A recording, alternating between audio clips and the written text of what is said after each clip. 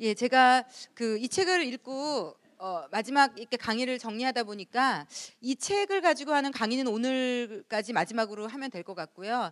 제가 다음 주는 모르겠어요. 지금 하나님이 마음을 주시기는 같이 좀 기도도 하고 하나님이 주시는 좀 좋은 시간을 가지면 좋겠다. 아마 성령님이 좀 지혜를 주실 것 같은 생각이 들고요. 아마 뭐 간단한 메시지를 주실 수도 있겠고요. 그래서 오늘 이 책은 끝내는 것으로 하겠습니다. 그래서 제가 좀 여러 가지 만감이 교차하는데 마지막 강의처럼 좀 여겨져서 준비하면서도 그렇고 좀 그랬는데 제가 저희 윤현정 자매님이 한 학기 내내 반주로 너무 수고를 해주셔가지고 정말 너무 감사해요. 제가 허깅할 때 이렇게 반주하고 계시는 모습이 좀 죄송해서 혼자만 허깅도 못하고 아까 누가 와서 안아주시던데 참 잘하셨다고 얘기하고 싶네요. 네, 하여튼 너무 감사합니다. 저희 박수로 좀 인사했으면 좋겠고요. 또 하나는 제가 이런 얘기하면 막 본인이 질색팔색 펄쩍 뛰겠지만 오늘 마음에 그냥 좀 감동이 돼서요.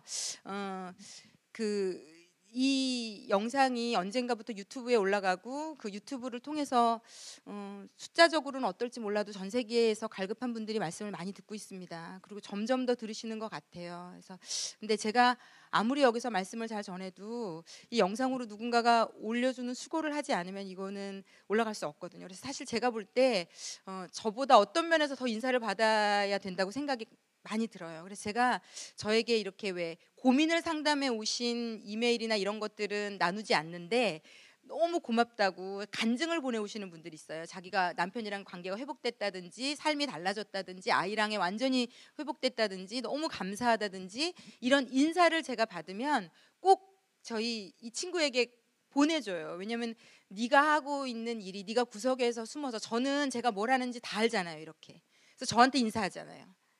근데 이게 제가 하는 게 아니고 눈에 보이지 않는 하나님이 누군가는 제가 아니라도 누군가는 통로로 해서 입을 빌려서 말씀하셔야 되거든요. 왜냐하면 하나님은 영혼을 사랑하시니까 먹이고 싶으시니까 여자요 아내요 엄마인 사람들을 살려서 그 가정을 깨우고 살리고 싶으시니까 누군가는 시켜야 되는데 이제 감사하게도 제가 일을 하는데 이 친구는 이 영상을 매주 작업하고 제 목소리를 매일 제가 어떨 때 사무실에서 막 제 목소리 편집하고 이러는 거 들으면 얼마나 제가 듣기가 싫더라고요. 제 목소리가 듣기가 싫은데 이 남의 목소리를 지금 몇 년째 듣고 또 듣고 영상해서 올리고 커버 페이지 사진 하나까지 다 신경 써가지고 올리고 제가 하는 수고보다 숨어서 더 많은 수고를 하는 게 저희 이거 영상 찍는 간사님이거든요. 저기 뒤에 숨어 있어요 지금. 그냥 본인은 보지 않지만 숨어서 박수로 좀 제가 왜냐하면 제가 지금 이렇게 얘기하고 싶었던 게 이 영상을 보는 분들이 이 친구의 숨어서 하는 수고 때문에 은혜 받고 계시다는 걸 알았으면 좋겠다는 마음이 오늘은 제가 좀 들었어요. 저한테 인사를 많이 하시는데 숨어서 하는 수고와 헌신 때문에 이 일들이 이루어지고 있다는 거, 이번 학기에도 은혜 받고 저에게 벌써 피드백을 주시는 분들이 있는데 이렇게 숨어서 수고하는 누군가의 헌신을 하나님이 어쩌면 저보다 더 상급이 많을지도 모르겠어요. 그래서 모르겠습니다. 오늘은 괜히 이 인사가 제 마음이 아니라 하나님이 주시는 마음이라는 생각이 들고요. 제가 책들을 좀 많이 사서 봅니다. 그럼 하나님께서 그때마다 어머니들에게 하고 싶은 얘기가 있는 책들을 저에게 알려주세요. 정말 신기한 일이에요. 예수마음 프로젝트를 만난 것도 너무 신기하게 하나님 만나게 하셨고 그때마다 그래서 이제는 제가 좀 자유해진 게 하나님은 먹이고 싶으시다. 하나님은 너무 얘기하고 싶으시다. 그래서 제가 그걸 제안하지만 아니면 저를 통해서 얼마든지 얘기하실 거라고 믿게 됐거든요. 근데 제가 저희 이제 성기미들이랑 요 학기가 끝나면 이번에 좀 해보고 싶은 게 있어요. 한두 주 좀 성기미들하고 약속을 잡아서 쉬고 제가 책을 2개를 소개시켜드리고 싶은데 이 책은 이 어머니 학교에서 교재로 한 학기를 쓰기에는 조금 그래서 제가 우리 성기미들하고 좀 한번 해볼까 하는데 부모 용서하기라는 책이 있어요. 대한민국이라는 어떤 그런 유교적인 전통이 강한 부분이 있어서 우리가 부모를 공경하라는 하나님의 말씀에 순종하기가 좋은 면이 있어서 사실 좋습니다. 그런데 뭐가 문제냐면 내 마음에는 부모에 대한 억울함, 미움, 부모로부터 받은 상처가 고스란히 있는데 태도적으로만 공경한다고 해서 내 삶의 문제가 해결되지 않았다는 게 문제입니다. 그런데 너무나도 많은 사람들이, 제가 상담을 해본 분들 중에 거의 대부분의 분들이 나이가 많든 적든 본인의 부모로부터 자유하지 않은 분들이 정말 많아요. 내 자녀를 키우는 방식에 있어서든지 내 삶의 어떤 패턴이나 방식에 있어서든지 이게 무서운 관계예요. 왜냐하면 평생을 같이 숨쉬고 먹고 마시고 보고 들었던 관계이기 때문에 제가 요즘 마음이 너무 아프거든요. 저희 윗집 아이가 너무 매일매일 혼나고 우는데 정말 제가 여기 가면 어떨 때는요 막 너무 아파서 아버지 저렇게 엄마에게 구박받고 매일 그 아이의 울음에 한이 있어요. 제가 이게 어떨 때는 하나님이 기도하라고 이걸 듣게 하시나, 너무 매일매일 자주, 어떨 때는 저희 아이가 그래, 엄마 저 위에 집 엄마 너무한 거 아니야? 너무 소리를 지르고 막 때리는지 어쨌는지 막 아이는 막 소리를 지르며 울고 막 엄마 안 그렇게 막 절규가 거의 매일매일 반복되는 이걸 들으면서 저 아이가 크면 남자아이거든요. 어떤 남편이 될까? 어떤 아버지가 될까? 모든 아이들은 부모로부터 자유하지 않습니다. 그 부모와의 관계에서 예수님 안에서 건강하게 용서하고 분리되지 않는 한 그 부모가 일생 내 삶을 따라다녀요. 족쇄처럼. 그래서 내가 그렇게 싫어했던 모습의 부모의 모습까지 고스란히 떠안고 그것이 또 상처가 되고 아프면서도 또 자식에게 물려주고 또 그 자식은 고통하고 이게 제가 이걸 말로 설명하면 1시간도 더 해야 될 정도로 너무 뿌리 깊이 저희 삶의 무의식 중에 잠재의식 가운데 녹아 있습니다. 그래서 이 부모와의 건강한 분리가 사실은 부부 생활에도 어마어마한 자유함을 줄 수 있고 나와 내 아이와의 관계에도 어마어마한 자유함을 줄 수 있습니다. 그런데 이 책이 굉장히 책을 잘 쓰셨어요, 이분이. 그래서 제가 이걸 막 읽다가 어느 날 저희 성기미들 모임에서 나눴거든요.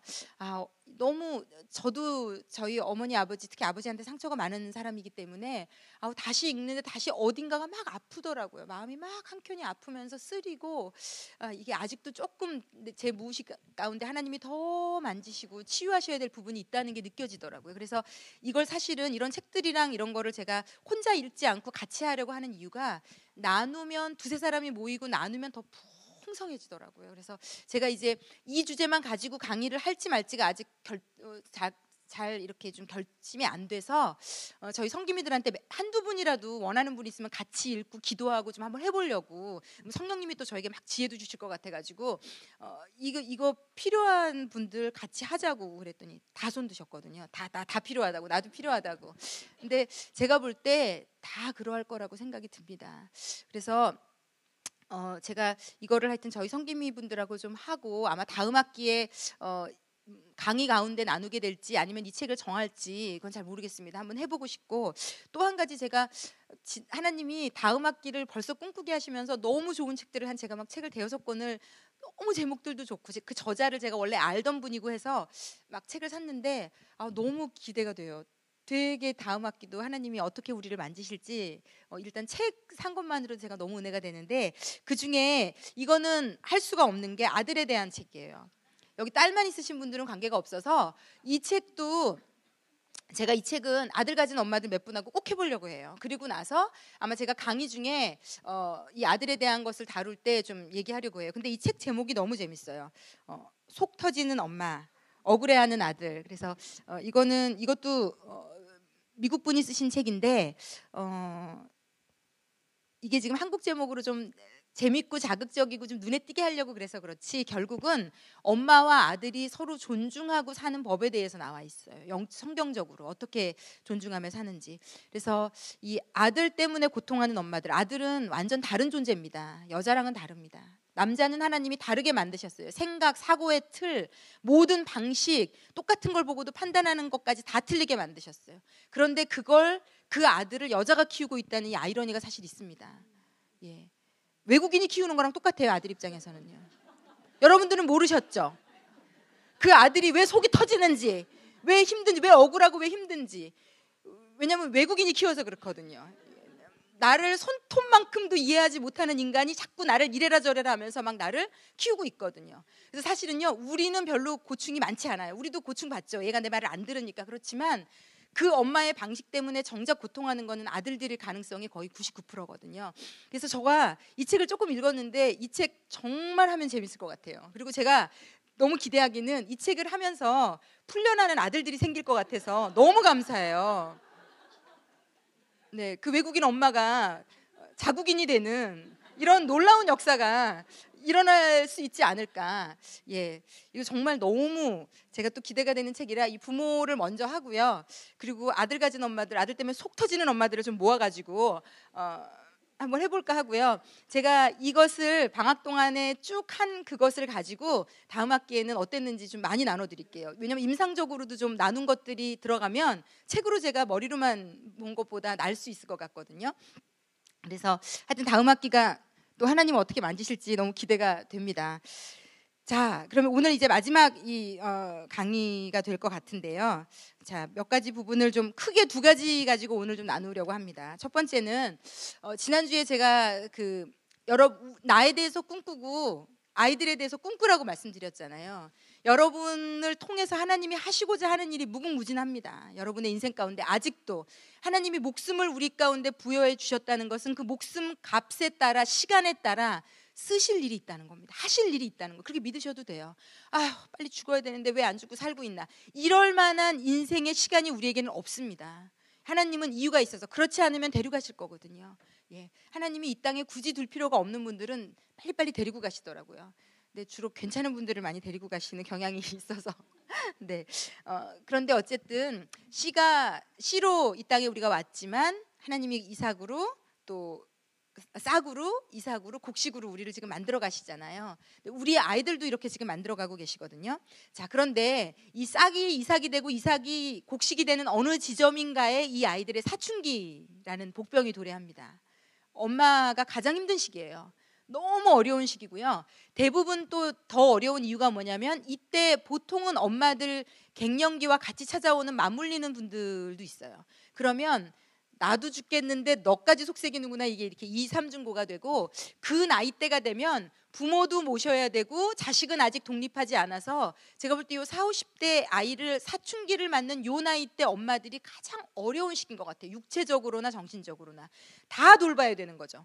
시댁 친정 부모님들도 스스로 이제 아프다, 뭐 병원 간다. 저희 아버지도 얼마 전에 대장암 수술을 하셨지만 내 애도 아직 어려서 학교도 쫓아다녀야 되고 신경 써야 되고 먹이고 입히고 돌봐야 되는데 돌볼 분들이 더 늘어나는 거죠. 그래서 이 양쪽에 끼어서 또 내 몸도 또 쇠퇴해가는 걸 느끼는, 눈도 점점 노안이 오고 막 이런, 네, 인생이라는 게 그런 것 같아요. 네.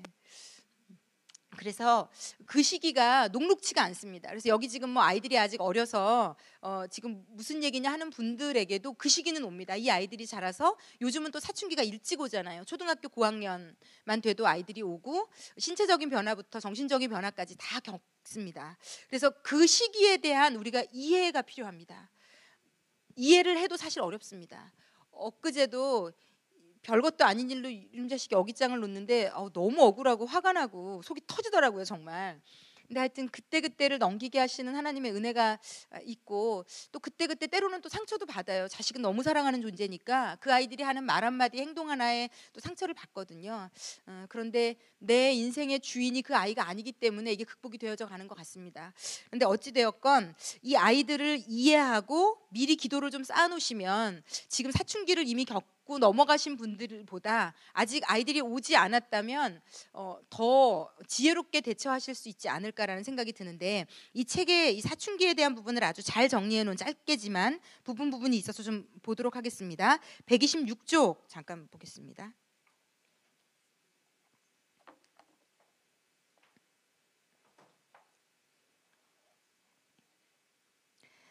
위에서부터 여덟째 줄, 여덟째 줄, 위에서부터 여덟째 줄에 제가 좀 읽어볼게요. 아이는 청소년기를 거치고 있다. 청소년기는 아이들이 나름대로 앞으로 어떤 인물이 될 것인가를 고민하며 자신의 정체성을 찾아가는 시기다. 우리가 볼 때는 걔가 맨날 놀고 먹고 자고 하는 것 같은데 그 아이들이 우리한테 얘기하지 않지만 본능적으로 계속 혼란을 겪으면서 생각하게 되는 것은 앞으로 내가 어떤 인물이 될 것인가. 어릴 때는 대통령이요, 연예인이요 이렇게 철없이 얘기하던 것들이 이제 현실적으로 내 키면은 안 되겠구나. 막 현실적인 고민과 진짜 갈등으로 들어가는 단계, 아주 실제적인. 그래서 고통도 많고 고민도 많고, 내가 이게 이렇게 되고 싶었는데 내 키로는 안 돼서 접어야 되는구나. 그럼 난 뭘 하지? 이런 수많은 운동을 했었는데 이건 나는 이렇게 하면 안 되겠구나. 모든 것에서 현실적으로 내가 어떤 인물이 될 것인가를 고민하고 정체성을 찾아가는 시기예요. 과거의 나와 현재의 나를 바탕으로 미래에 가능한 자신의 모습을 탐색해서 자기상을 확립하고 자아 정체성을 확립하는 시기라는 거죠. 발달 심리학자 에릭슨은 이를 나는 마땅히 되어야 한다고 생각하는 나도 아니고 내가 되고 싶어하는 나도 아니며 과거의 나도 아니다, 이 상태라는 거예요. 그래서 얘네들은 엄청 혼란스럽고 불안정하고 두렵고 막 마음이 계속 복잡한 상태라고 보시면 돼요. 그래서 짜증과 신경질이 증폭하는 시기인 거죠. 청소년들은 이런 불안정한 상태에서 자신을 찾기 위한 시도를 하며 자신의 독특성과 특수성을 확립해 가야 하는 시기에 서 있는 것이다. 불안한 그들은 독립을 꿈꾸면서도 인정과 지지를 강하게 원한다. 어른들이 보면 속 썩이는 일을 하고 있지만 그들은 나름대로 위기의식을 갖고 안간힘을 쓰고 있다는 것을 우리가 읽어줘야 된다는 겁니다. 저놈의 새끼 계속 게임만 하고 이런데 이 아이들이 게임만 하는 게 아니라 이런 상황을 겪고 나름 도피도 했다가 회피도 했다가 다시 돌아왔다가 끊임없는 갈등 가운데 있다는 것, 위기의식을 계속 가운데 있다는 것. 이 일에 실패하면 사회적 고정관념에 맹종하는 부정적 정체성을 갖게 되기도 하고 어른들이 기대하는 대로 되는 것이 안전하다는 생각을 해서 내가 진짜 되고 싶은 모습을 포기하기도 하고 그래서 자신의 잠재력과 가능성을 충분히 탐색하려던 시도를 포기하기도 한다는 거죠. 둘째 줄 밑에 청소년기의 아이들은 자신이 옳다고 생각하는 일에 매달려 다른 일에는 관심이 없는 듯 허세를 부리지만 결국 자신이 꾸준히 할 수 있는 과업을 찾아낼 것이라는 거죠. 그리고 우리가 기도하고 있다면 아이들은 다 자기가 찾을 겁니다. 엄마가 찾아주는 게 아니라 스스로가 찾을 겁니다. 그리고 그들이 시도해 보았고 한때 열정을 다한 일들은 그들로 하여금 이 T자형 인간은 융합하는 인간이 되는 자원이 될 것이다. 그래서 부모는 뭘 해야 되는가 하면 이 불안정하고 힘들고 어려운 시기에 이 새끼 저 새끼 네가 한 게 뭐가 있니 이렇게 싸우시면 안 된다는 거죠. 이 시기에 엄마들은 정말로 도전받는 시기입니다. 우리의 믿음이 도전받는 시기입니다. 내가 어떤 믿음을 갖고 있는지. 왜냐하면 아이가 끊임없이 나를 불안하게 할 거거든요. 힘들게 할 거거든요. 끊임없이 아이의 모습, 태도 모든 것이 불안정해서 내 믿음까지 내 삶까지 막 흔들어 놓을 거거든요. 그때 우리가 믿음에 굳건히 서서 하나님 앞에 기도하면서 우리 엄마만큼은 아빠만큼은 나를 지지하는 분이야 라고 보여줄 수 있어야 됩니다. 그리고 이때를 아이들이 20대, 30대, 40대가 돼서 이때의 엄마의 모습을 기억할 겁니다. 내가 가장 불안전할 때, 내가 가장 혼란스러울 때, 내가 가장 무섭고 두렵고 세상에 혼자라고 여겨질 때 엄마마저도 나를 밀어냈는지 엄마는 믿음으로 나를 지지해 줬는지 아이들이 정확히 우리 나이가 되면 더 클리어하게 우리 엄마가 믿음이 있다고 그렇게 교회 가서 살고 직분 받고 그렇게 교회에서 봉사하고 꾀꼬리 같은 목소리로 찬양하고 기도인도 하고 그렇게 우리 엄마가 이 앞에서 강의하고 별의별 짓을 다 했는데 정작 집에서 내 앞에서는 믿음 없는 사람이었구나 다 들키게 돼 있어요. 제가 볼 때 이 세상에 내 믿음의 모습을 들킬 수밖에 없는 유일한 존재가 남편이고 아이예요.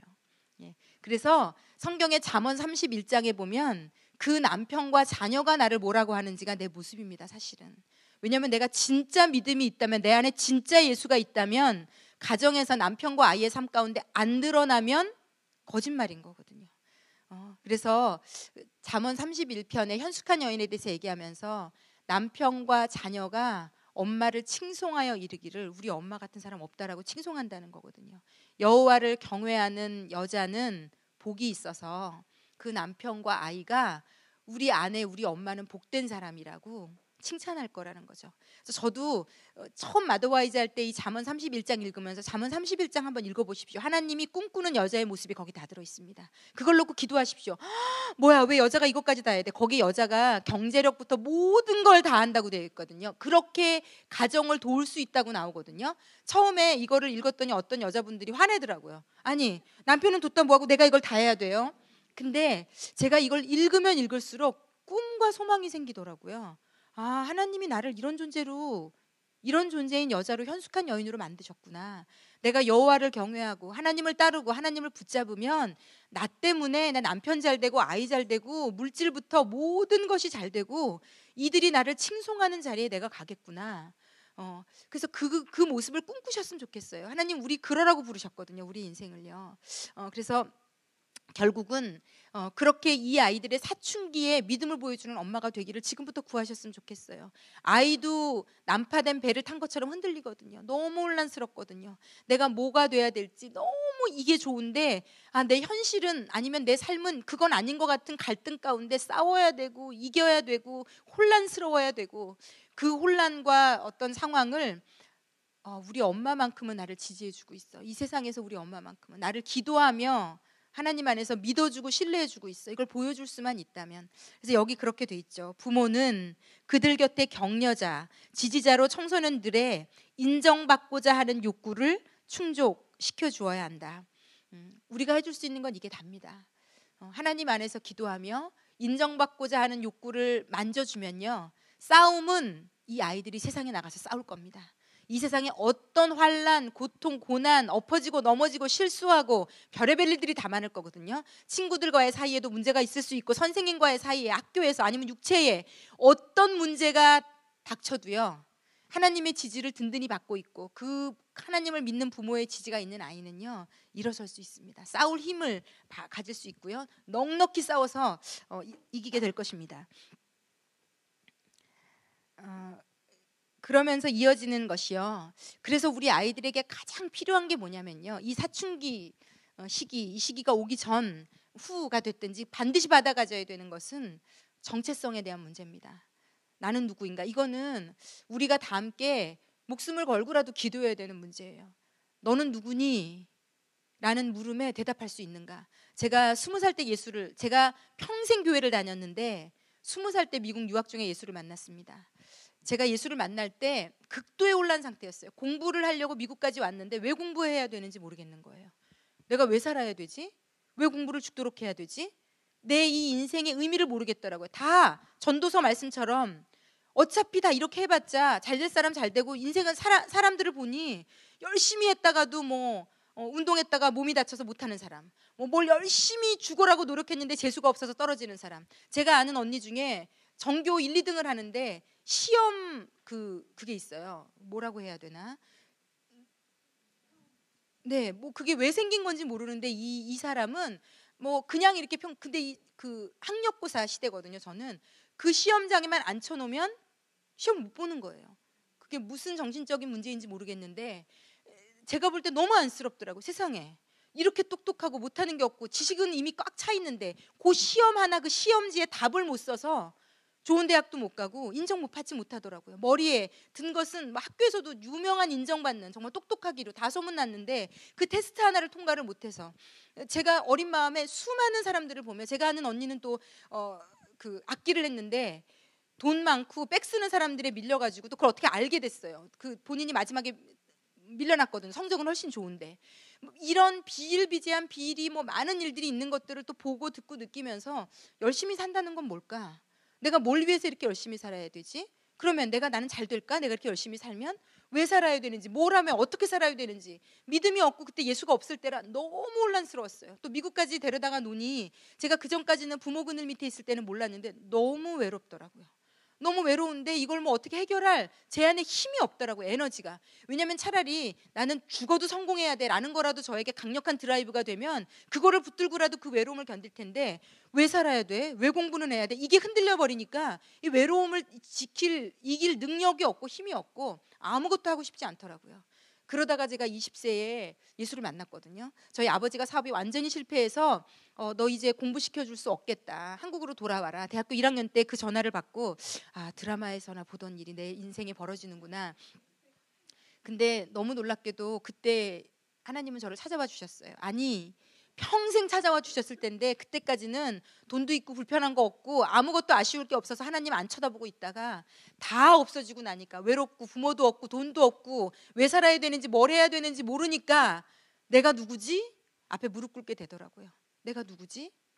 난 누구지? 왜 살고 있지?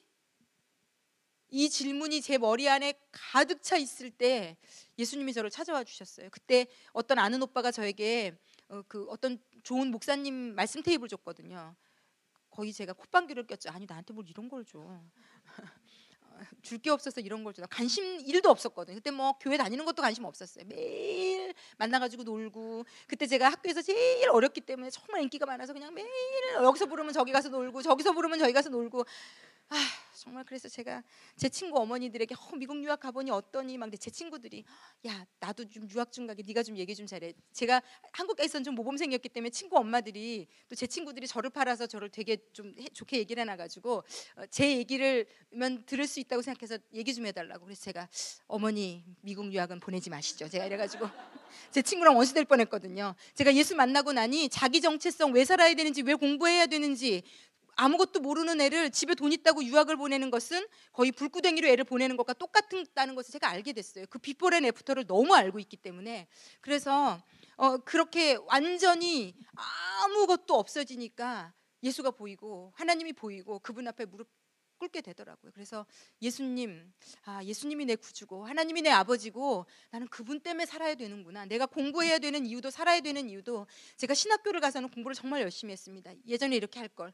왜냐하면 신학교를 가서는 내가 이 공부를 왜 해야 되는지, 이게 뭘 위해서 써먹어야 될지, 이게 뭘 의미하는지를 알았기 때문에 너무 재밌었어요.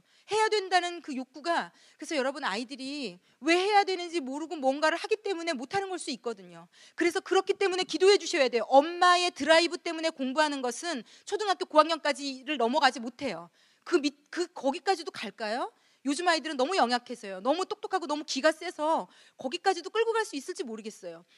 그렇기 때문에 본인이 내가 왜 이걸 이렇게까지 죽도록 이 시간을 앉아서, 그래서 많은 아이들이 엄마를 위해서 했다고 잘 얘기해요.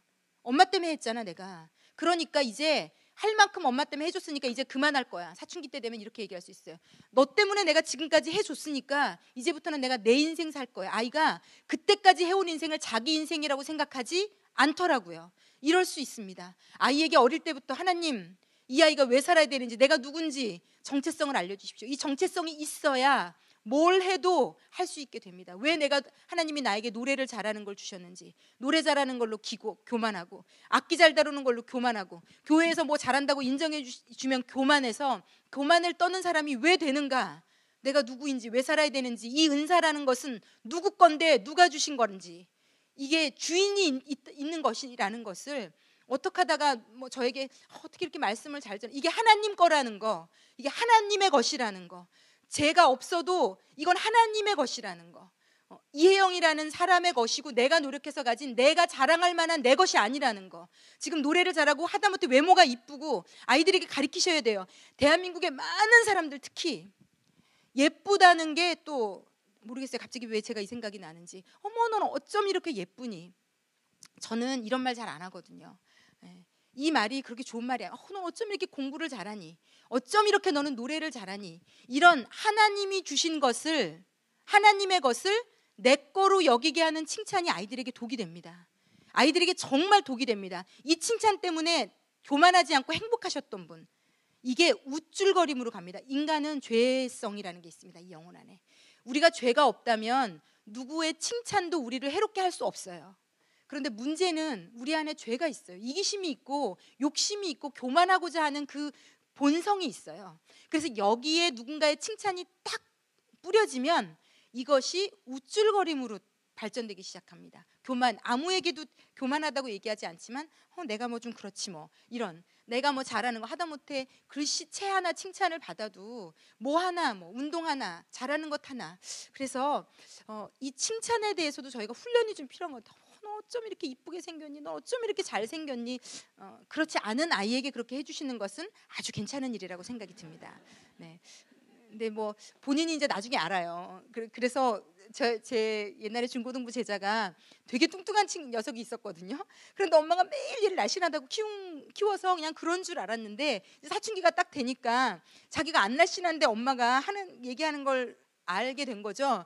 그래가지고 엄마가 날씬하다고 할 때마다 막 째려보고 소리 지르고 막 시끄럽다고 그런 말 하지 말라고 싫어하더라고요. 나중에 스스로 뭐 하여튼 본인이 알게 될 수도 있고 하여튼 모르게 될 수도 있는데 어찌 되었건 하나님이 주신 것을 가지고 그것이 네 거야, 네가 마치 가지고 있는 것처럼 이렇게 하는 것들이 별로 좋지 않습니다. 어찌 되었건 왜냐하면 그렇게 나는 노래 부르는 정체성, 나는 되게 공부 잘하는 정체성, 나는 잘난 정체성, 난 너무 예쁜 정체성, 이게 정체성이 되면요 하나님이 이 사람의 정체성이 되는데 그 이쁨이, 그 재주가, 그 능력이 방해가 됩니다. 여러분, 내가 하나님 앞에 완전히 무릎 꿇고 아버지가 나를 만드셨고 이것도 다 아버지 거라는 걸 인정하는데 아이들이 너무 어려움을 겪어요. 이건 내 건데, 내가 열심히 노력해서 공부 잘한 건데, 내가 수고해서 돈 번 건데, 내가 내 노력으로 내 수고로 내 잘나서 이렇게 된 건데 왜 이걸 하나님이 줬다고 얘기하지? 이렇게 가지 않도록 하셔야 돼요.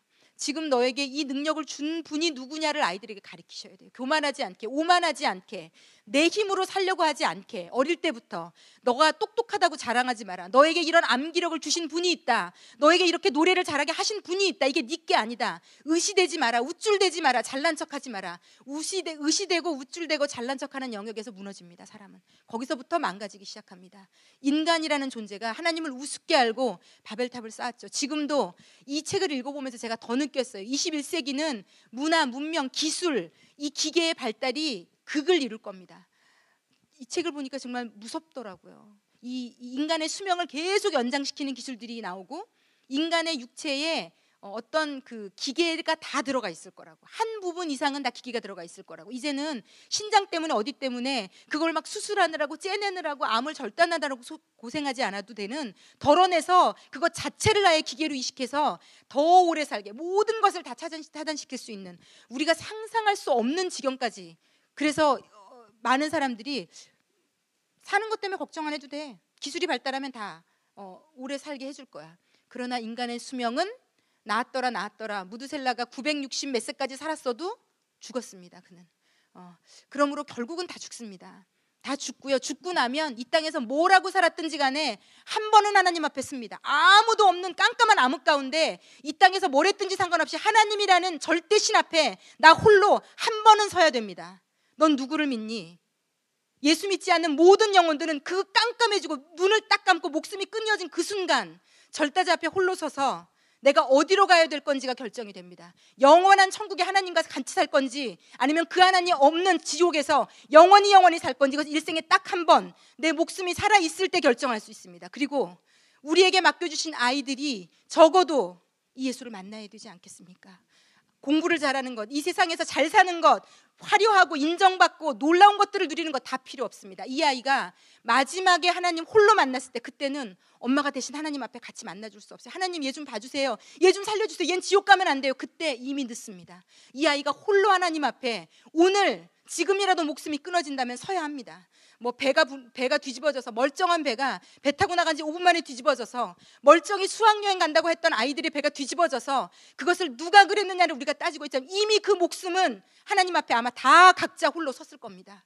그 날이 언제 올지 우리는 어떤 사람의 실수 때문에 그 사람을 죽인들 내 아이가 돌아올 수 있겠습니까?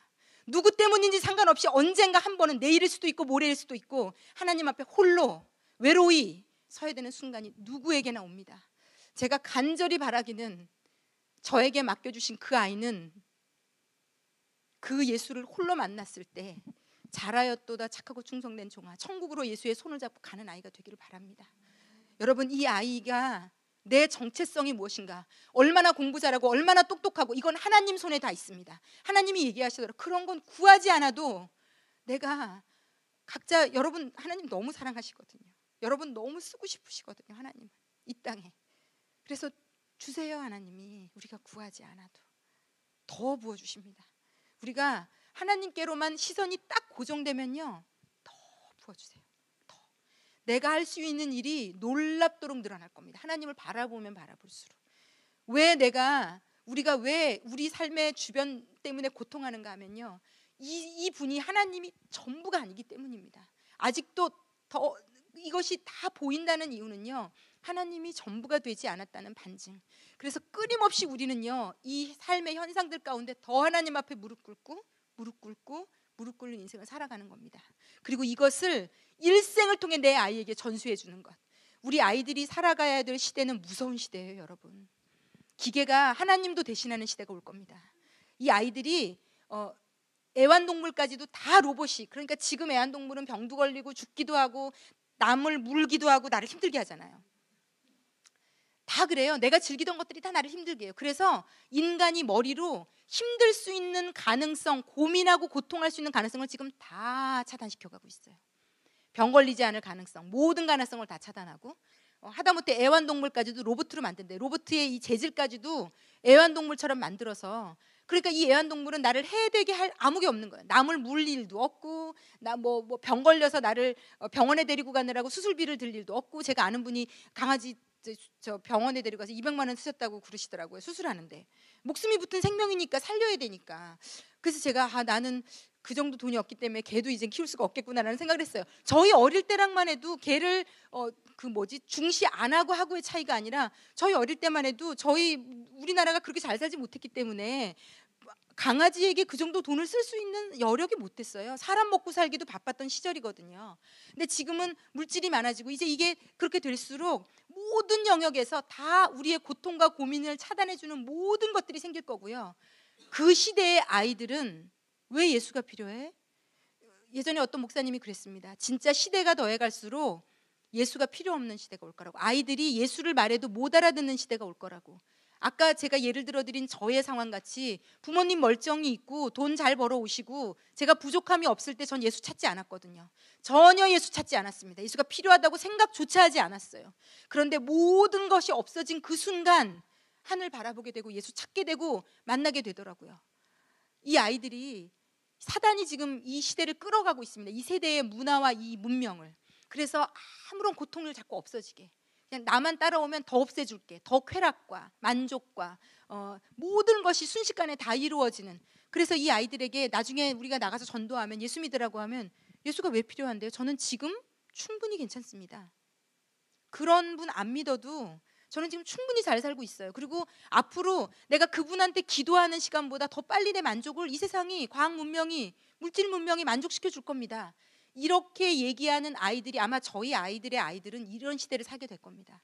저희 아이들의 시대만 해도 덜, 이제 약간 그 중간 단계고요. 저희 아이들의 아이들은 정말 예수 믿게, 부모도 예수 믿게 하기 힘든 시대가 올 겁니다.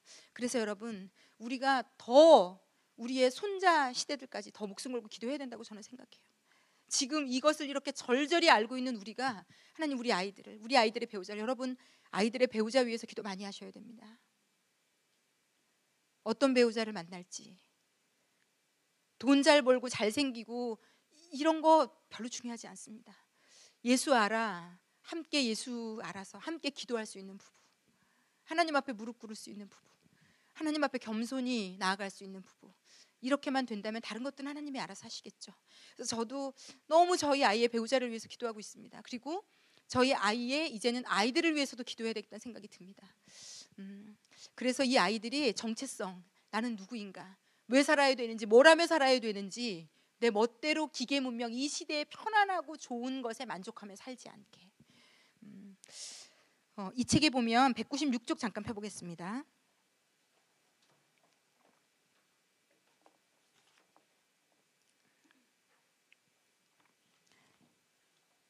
196쪽 맨 위에 보면, 청소년기에는 자기 존재에 대한 의문이 강하게 나타난다. 심지어는 어릴 때부터 교회를 다니던 아이들도 이때 다 질문해요.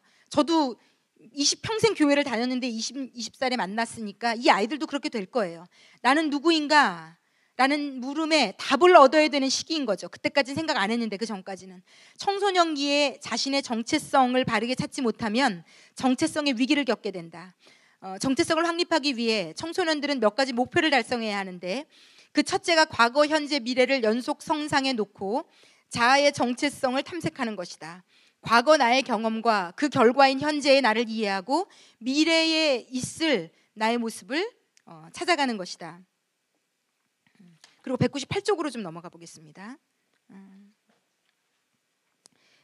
그래서 이 아이들이 하나님을 만나고 찾아야 되는 거고요. 이제 이 다윗이라는 이 분을 놓고 얘기를 하자면 하나님의 이름은 하나님을 만나는 것 자체로 이해하시면 됩니다. 하나님의 이름이라고 이제 계속 나오는데 하나님의 이름은 자신을 찾아가는 길이었고 진리였으며 생명의 근본이었다. 한 4-5줄 좀 밑에 다윗은 자신이 철저히 하나님의 피조물이며 하나님께 예속되어 있는 자라는 정체성을 갖고 있었다.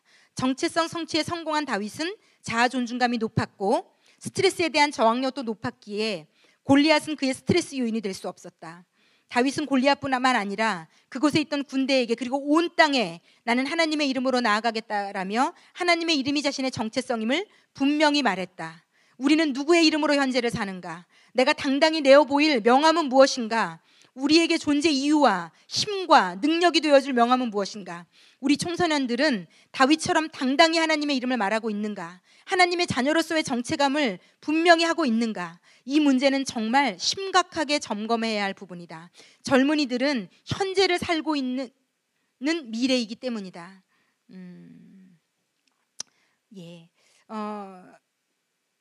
내가 하나님께 예속되어 있고 나는 하나님이 만드신 피조물이며 하나님께 예속되어 있으며 하나님의 이름이 내 정체성이라는 걸 아이들이 알면 알수록요 자아 존중감이 높아지고요 스트레스에 대한 저항력이 높아지고요 이 아이들 눈앞에 매 순간 나타나는 골리앗이 그들을 무너뜨릴 수 없습니다. 그들을 무너뜨릴 수 없습니다. 그것이 나타날 때마다 엄마가 뒤에서 기도를 밀어줄 거고요. 본인도 하나님의 이름으로 나아가면 성공한다는 것을 알게 될 것이고요. 그래서 정말 이 책에서 얘기하는 것처럼 아이들이 누구의 이름으로 현재를 살게 하는가, 이혜영이라는 어떤 한 연약한 여자의 아들이라는 이름으로 살게 할 건지, 그래서 우리 부모님 돈도 없고 백도 없는 거 보니 나는 이 정도 살겠구나 라는 우리 이름으로 살게 할 건지, 하나님의 이름이라는 명함을 내밀게 할 건지 우리에게 큰 책임이 있습니다. 제가 미국에서 그렇게 예수님을 만나고 저희 아버지가 사업이 실패해서 그때 처음으로 20살 나이에 하나님께 울면서 기도했거든요. 하나님, 저 미국에서 계속 공부하고 싶어요. 미국에서 계속 공부하게 해주세요. 저의 육신의 아버지는 저를 공부시킬 수가 없다고 합니다. 그런데 하나님, 말씀에서 배웠는데 당신이 저의 아버지시라면서요. 제가 하나님의 명함을 하나님께 내밀어서 하나님, 당신이 저를 만드셨다면서요. 제 아버지시라면서요. 그러면 제가 미국에서 공부할 수 있게 저 공부 좀 시켜주세요. 그래서 제가 그 미국에서의 4년을 기적처럼 하나님께서 학비를 마련해 주시고 생활비를 마련해 주시고 정말요 기적처럼 하나님이 공부하게 해주셨어요. 학기 초에 시작될 때 하나님 저 200불 필요해요. 교과서도 사야 되고 책도 사야 되는데 책값이랑 다 계산해 보니까 200불이 필요해요. 그래서 그렇게 하나님이 살게 그때 저를 훈련시키셨어요. 연습시키셨어요. 하나님이 보이지 않지만 내가 네 아버지고 내가 살아있다. 네 부모가 지금 그때 제가 한 가지 배운 게 있어요. 제가 늘 간증해서 아시는 분들은 아시지만 하나님 저 200불이 필요해요. 그때 대학교 1학년 때 정말 철없고 믿음도 없던 시기예요. 그런데 하나님 밖에는 기댈 곳이 없었어요. 아무도 기댈 곳이. 그때 하나님이 제가 그때 학기 초였는데 아무 그게 없는 거예요. 책도 없이 학교를 다녀야 될 판인 거예요. 등록금은 해결했지만. 근데 제가 아주 오래전에 알던 어떤 언니에게서 갑자기 우편함에 편지가 와 있더라고요. 미국에서 편지 받아본 처음이었어요. 그래서 우편함을 열고 뜯었더니 그 안에 편지와 함께 200불짜리 책이 딱 떨어지더라고요. 이 언니가 되게 먼데 미국에 있는 언니였는데 예전에 어떤 데서 한번 만났던 언니였어요. 그런데 되게 믿음 좋은 언니였어요. 혜영아, 요즘 하나님께서 너무 네 기도를 시키신다고, 너무 네 생각이 나게 하신다고, 그러면서 하나님이 너에게 200불을 보내주라고 하신다고. 그래서 내가 순종하는 마음으로 하나님 살아계세요. 여러분의 아이가 여러분 때문에, 여러분이 물질이 없어서, 여러분이 뭘 못해줘서 안 될 거라는 착각을 버리셔야 돼요. 저는 저희 부모님이 저를 돌볼 수 없을 때 하나님이 저를 돌보셨어요. 먹이고 입히고 키우셨어요. 만지셨어요. 필요한 사람, 필요한 물질, 필요한 거 다 보내주시고 붙여주시고 다 해결해 주셨어요. 내가 부모 밑에 있을 때보다 저를 더 잘 키워주셨어요. 그 편지를 읽고 제가 얼마나 울었는지 몰라요. 그러면서 제 마음에 믿음이라는 게 생기기 시작했어요. 아, 지금 이 세상이 다 거꾸로 돌아가고 막말로 우리 부모님이 없어져도 내가 살 수가 있겠구나. 하나님이 나를 살리시겠구나. 20살에 그걸 배웠습니다. 그리고 그때 이후로 하나님이 계속 가르치셨어요. 계속 가르치셨어요. 내 명함이 하나님이라는 걸 알았어요. 저는 내 명함은 내 부모의 물질, 내 부모의 건강도 없어지면 끝이고, 내가 지금 누리는 것들도 없어지면 끝인 것이더라고요. 그런데 내가 믿는 하나님은 없어지는 분이 아니시더라고요. 이 명함은 굳건한, 단단한, 든든한, 없어지지 않는, 끊임없이 샘솟는, 늘 매일 나와 함께하는 명함이라는 것을 알게 되었어요. 여러분, 여러분의 자녀를 누구의 이름으로 살게 하시겠습니까? 걱정하지 마. 엄마가 해결해 줄게. 아빠가 돈 많이 벌어와서 너 해결해 줄게. 아빠가, 엄마가 이 아이의 정체성이 되게 하시면 안 되고요. 엄마, 아빠도 너를 도와줄 수 없을 수도 있어. 그런데 엄마, 아빠도 하나님이 먹이시는 거야 라고 아이들에게 가르치셔야 됩니다. 엄마, 아빠도 하나님이 먹이고 계신 거고, 너도 하나님이 먹이실 거야. 하나님이 채우실 거야. 하나님이 입히실 거야. 엄마, 아빠의 울타리를 벗어나는 더 큰 그릇으로 하나님이 너를 만드실 거야. 만지실 거야. 이 정체성, 이 능력, 이 역사를 아이에게 끊임없이 알려주셔야 돼요. 너는 이 엄마, 아빠의 울타리 밑에서 노는 그런 작은 존재가 아니야. 너는 우주를 품고 계신 하나님의 자녀야. 그것에 걸맞게 하나님이 너를 키워가실 거야. 이 대한민국이라는 작은 나라에서 놀 아이가 아니야. 교만하라는 얘기가 아닙니다. 크게 세계를 품는 아이로, 이 지구상에 있는 아프리카에 있는 어떤 아이를 위해 기도할 수 있는 아이로, 열방을 품는 아이로 너를 키우시려고 하나님이 이 땅에 너를 보내신 거야. 내 월급이 얼만가, 그러니까 나는 어느 정도까지 얘를 학원을 보낼 수 있는가, 이 틀에 묶이지 마십시오. 매이지 마십시오. 이 아이의 과거, 현재, 미래를 나라는 작은 그릇에 돈을 아빠가 더 벌면 너는 이만큼 할 수 있고, 요즘 아빠가 직장에 잘려서 너는 아무것도 될 수가 없다. 그렇지 않아요. 아버지가 오늘 지금 당장 직장에 잘려도 하나님이 이 아이의 인생 책임지십니다. 이 아이의 과거도 하나님의 것이고, 현재도 하나님의 것이고, 미래도 하나님의 것입니다. 하나님 손 안에서 이 아이들은 아까 우리가 찬양에서 고백했던 것처럼 안전합니다. 안전합니다. 안전합니다. 우리의 인생도 그러합니다. 안전합니다. 아무리 나이가 들어도, 건강이 어떻게 되든 예수님 안에서 우리는 안전합니다. 그래서 이런 것에 기죽으시면 안 돼요. 아이 안에도 죄성이 있습니다. 여러분, 아이가 예수를 온전히 만나지 않으면 내 아이도 죄인이에요.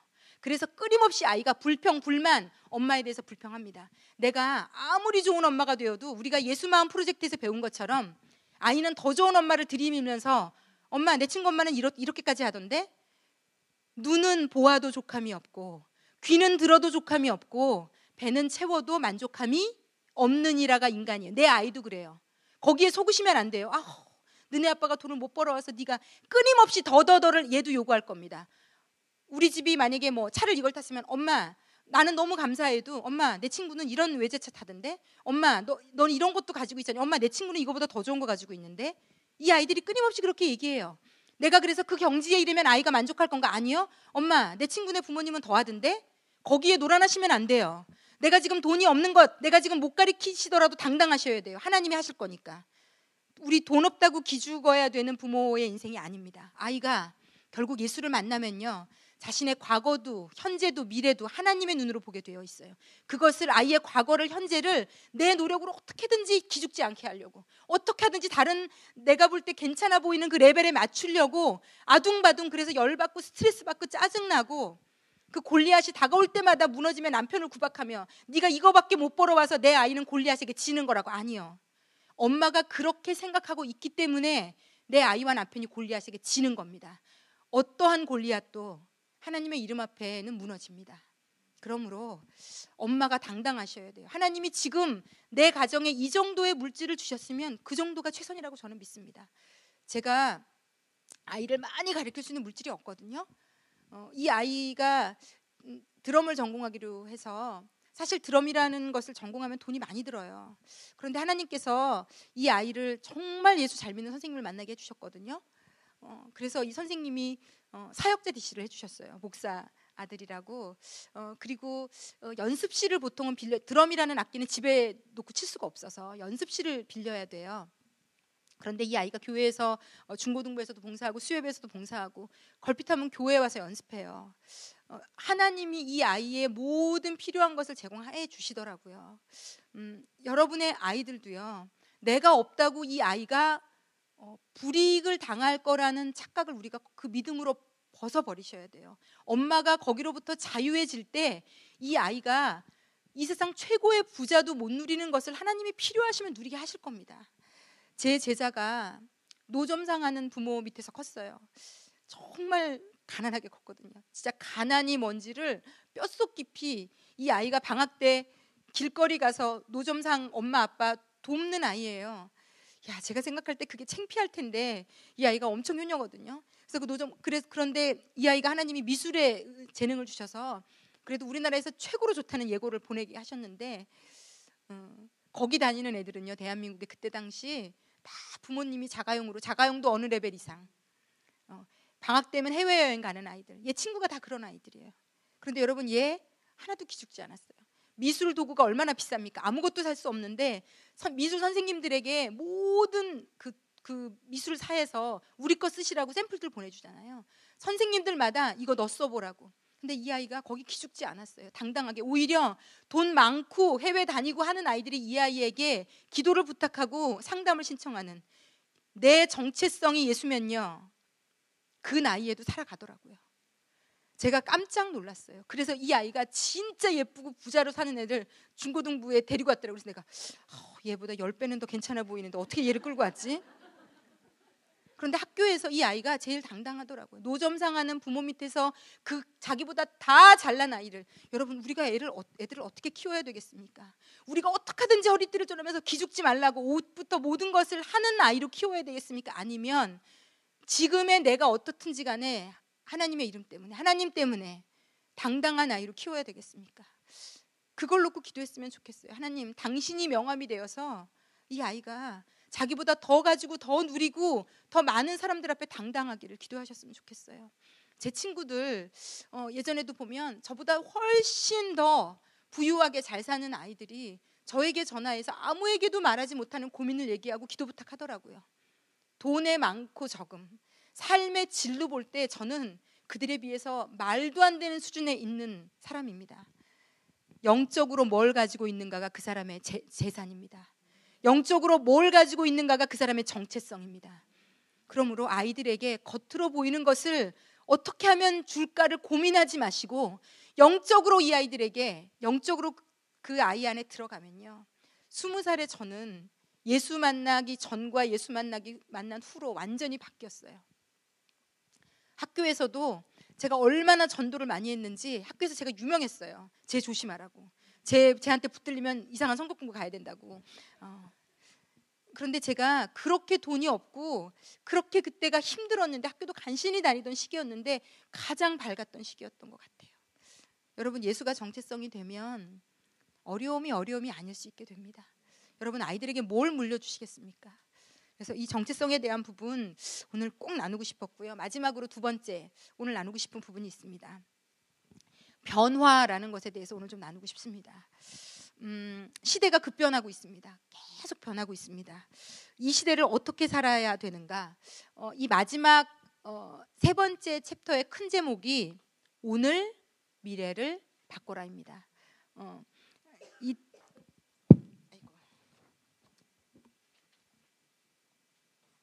책의 목차가 너무 좋아요. 첫 번째는 나를 넘어 도전하라를 우리가 나눴었고요. 그래서 나를 넘어 어떻게 도전하는지, 그리고 두 번째는 새로움을 꿈꾸는 것에 대해서 지난주까지 나눴었고요. 이번 주 이제 오늘은 오늘 미래를 바꾸라. 미래는 어떻게 바꿀 수 있냐면 이 오늘이 모여서 계속 바뀌어지는 것으로 나아가는데, 그 미래의 핵심에 있는 단어가 변화라는 겁니다. 혁신, 변화. 21세기는 그러합니다. 그렇다면 어떻게 살아야 되는가? 좀 몇 부분을 좀 읽어봤으면 좋겠습니다. 219쪽으로 넘어가겠습니다. 219쪽입니다.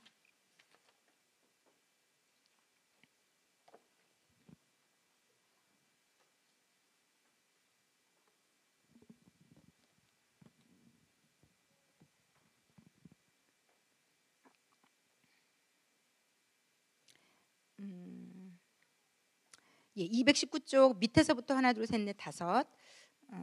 혁신은 지금부터 미래를 사는 모든 사람에게 요구되는 것이다. 뒷전에서 어떤 대표성이 있는 사울 왕이라는 왕이나 어떤 대표성이 있는 사람 하나만 믿고 무기력해 앉아 있으면 언제 적에게 패할지 모르는 시대가 온 것이다. 이제는 시대의 변화가 전속력으로 이루어지고 있다. 이게 무서워요. 한 가지 기술로 먹고 살 수 있는 실용 지식의 수명은 3년으로 줄어들었고, 그래서 아이들의 교과서가 다 컴퓨터로 바뀔 수밖에 없대요. 왜냐하면 계속 업데이트가 수시로 돼야 돼서요. 정형화된 책은 이제 필요 없고 다 쓰레기통으로 계속 1년마다 가야 될 거라고. 종이로 된 책이 왜 없어지냐면 불편해서 없어지는 게 아니고요. 종이에 담아서 1년이 지나면 버려야 되니까 계속. 그래서 계속 업데이트를 쉽게 할 수 있는, 저희 스마트폰도 거의 매일매일 업데이트 할 수 있잖아요. 버튼 하나만 누르면 바로바로 새로운 정보로 업데이트 되잖아요. 책들이 그렇게 될 수밖에 없는, 수명이 3년이랍니다. 책 가장 좋다는 책도 수명이.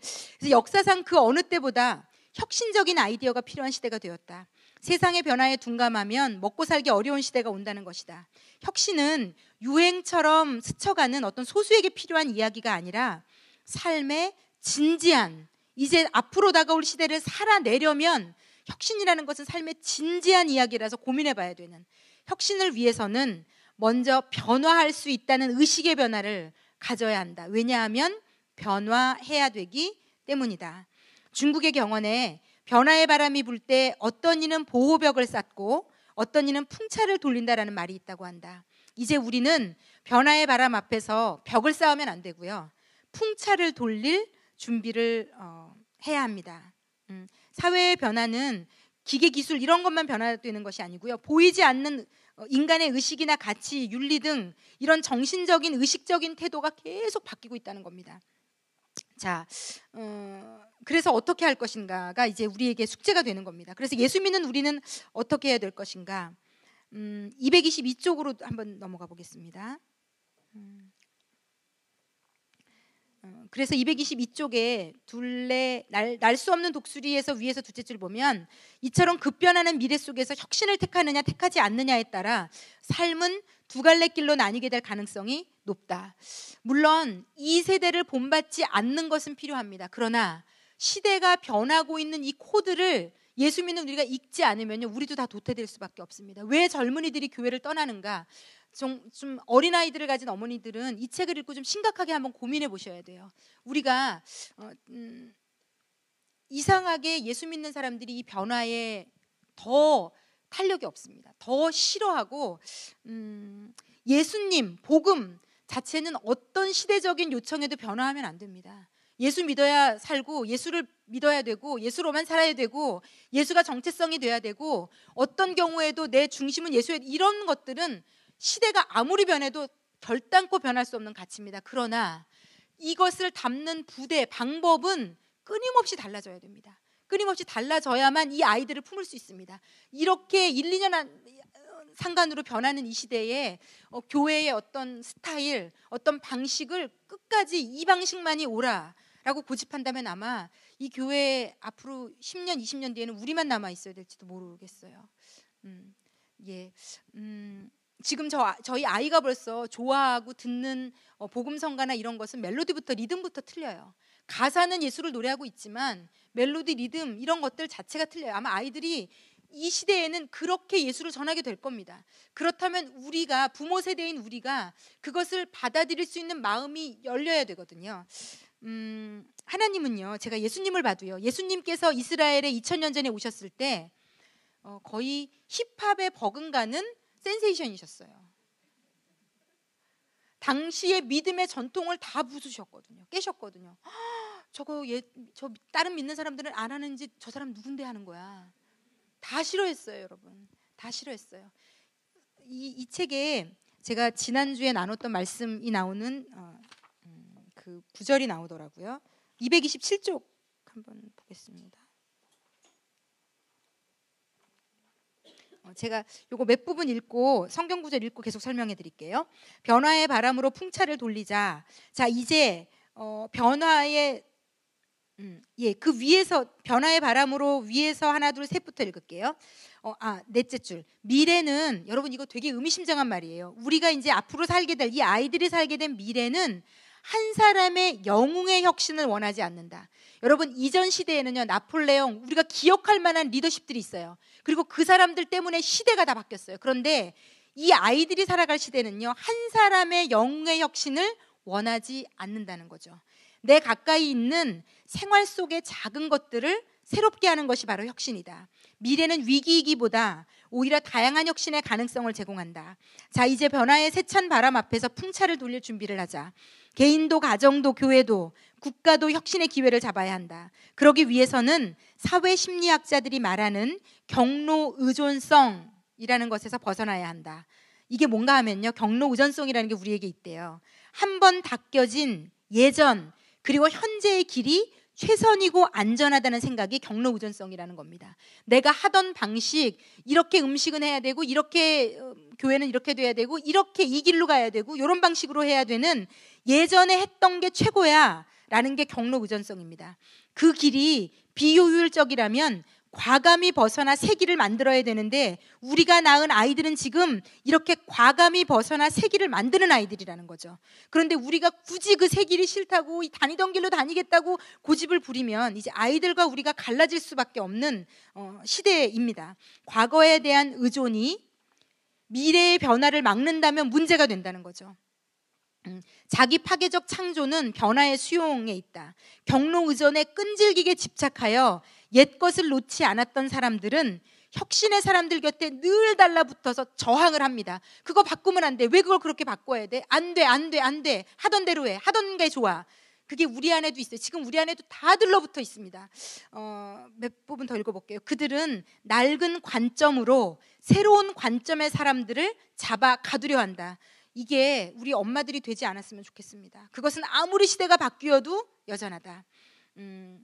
예수님 시대에도 혁신적인 예수님 곁에 늘 어두운 그림자처럼 따라다니는 사람들이 있었다. 바리새인들과 서기관들이었다. 그들에게 있어 새로운 혁신은 잘못이었고 그것을 넘어서는 죄였습니다. 그래서 예수님을 죽이기까지 했던 거거든요. 그런 그들에게 예수님은 혁신의 의미를 명쾌히 설명하셨다. 마태복음 9장 16절 17절 말씀, 생배조각을, 우리 이 부분은 다 함께 읽겠습니다.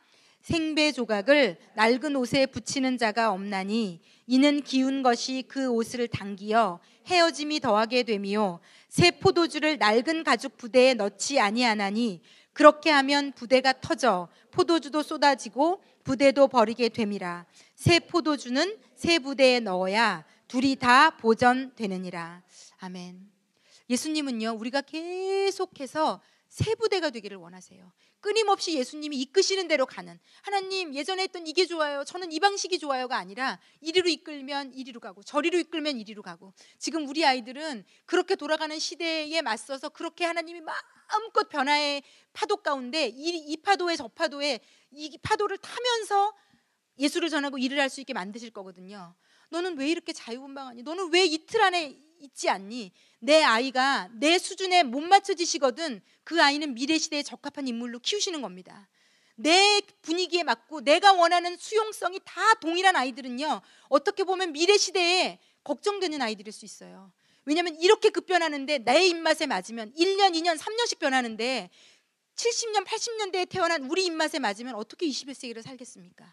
그러므로 아이가 내 입맛에 맞지 않는 게 정상인 시대로 돌입했어요. 예전에는 부모 입맛에 맞는 아이들이 성공할 가능성이 컸습니다. 그 시대는 그 정도의 변화의 속도였기 때문에. 그런데 우리가 명심해야 될 것은요, 지금 아이들은 하나님이 다르게 키우실 겁니다. 왜? 그 변화에 하나님은 지금 2010년도, 2020년도, 2030년대 얘네들을 20대, 30대, 40대로 키우실 거거든요. 그러면 그때 급변하는 시대에 맞춰서 지금부터 준비시키실 겁니다. 그래서 이 아이들의 태도, 하는 것, 고르는 것, 하는 행동들이 내 패턴을 굉장히 바도할 겁니다. 굉장히 나를 불안하고 두렵고, 아우 좀 이렇게 좀 해, 엄마 좀 안 두렵게, 엄마 좀 안 힘들게. 그게 잘못된 태도라는 거죠. 나를 안 힘들게 하는 게 내가 아이를 키우는 목적이 돼서는 안 됩니다. 내 마음을 이 아이들이 어지럽히게 내버려 두셔야 돼요. 나쁜 짓을 하는 것은 막으셔야 됩니다. 그러나 어떤 태도, 방식적인 면에서 이 아이가 나와 내가 생각한 틀을 자꾸 넘거든 박수 쳐주셔야 돼요. 하나님이 우리의 기도를 듣고 21세기형 미래에 맞는 인간으로 지금 키우고 계시다는 얘기거든요. 이 아이들이 20대, 30대, 40대가 될 시대는 우리가 지금 머리로 그릴 수조차 없는 시대입니다. 그리고 이 아이들은 그때를 살아가야 돼요. 그때를. 그러면 다르게 키우도록, 다르게 크도록 지금 하나님이 이 아이들을 만지고 계십니다. 그것을 볼 수 있는 눈이 엄마들에게 있어야 돼요. 엄마가 그것을 꺾고 막고 내 틀로 자꾸 가두고 얌전히 조용히 남들 하는 대로 공부나 열심히 해. 이 말이 저주인 시대가 오고 있어요, 여러분. 그러니까 그런 멘트 자체가 아이를 죽이는 겁니다. 그러므로 하나님이 하시라고 정말 기도 많이 하셔야 되고요. 하나님이 응답을 우리 눈에 보기에 이상한 방법으로 하실 수밖에 없는 시대거든요. 그것을 받아들일 수 있는 수용 능력이 있게 해달라고 기도하셔야 됩니다. 아이의 변화에 발맞춰 갈 수 있는 엄마가 되게 해달라고. 그 변화를 잡아 끌어내리는 엄마가 아니라 같이 따라가는 엄마가 되게 해달라고. 엄마인 내가 먼저 새 부대게 되게 해달라고. 예수가 이 아이를 만지시는 그 흐름에 함께 동의하며 박수 쳐주며 기도하며 밀어주며 갈 수 있는 엄마가 되게 해달라고.